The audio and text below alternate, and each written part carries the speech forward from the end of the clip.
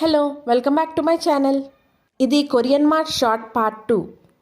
ఇందులో నేను ఏవేవి తిన్నాను, ఎలా ఉన్నాయి, ఎంత కాస్ట్ అనేది చెప్తాను. ఫస్ట్ నేను ఐస్ క్యూబ్ కప్ తీసుకున్నాను, అది 30 రూపీస్. తర్వాత గ్రేపేట్ తీసుకున్నా, అది 100 రూపీస్.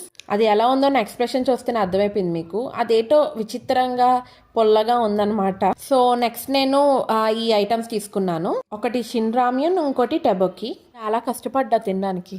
ఏదో తేడాగా ఉందేంటి?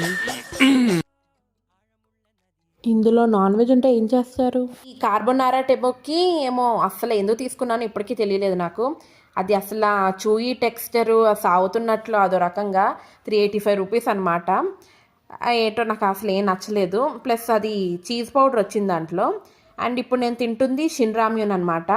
సో ఇందాక ఎక్స్ప్రెషన్ ఎందుకు ఇచ్చానంటే నేను అందులో బీఫ్ ఉందన్నమాట. నాకు తెలియదు అదేదో చికెనో లేకపోతే మష్రూమ్ ఏదో అనుకుంటున్నాను, కానీ అది బీఫ్ అని మాత్రం అనుకోలేదు.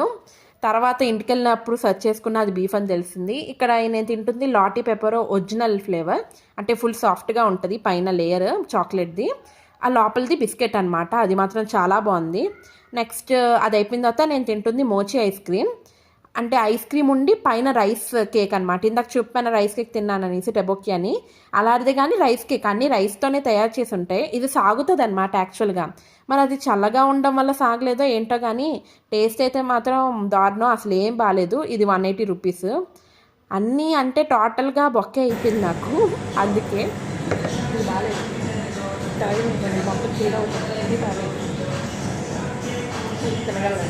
ఇది లాటీ పెప్పరో క్రంచీ అనమాట. ఇది కూడా బాగుంది. ఈ అన్ని ఫుడ్ టేస్ట్ నాకు నచ్చకపోవచ్చు, కానీ మీకు నచ్చచ్చేమో, సో ట్రై చేయండి. నా ఫైనల్ కన్క్లూషన్ ఏంటంటే కొరియన్ అన్నీ నచ్చితే ఫుడ్ తప్ప. సరే ఉంటా, బాయ్.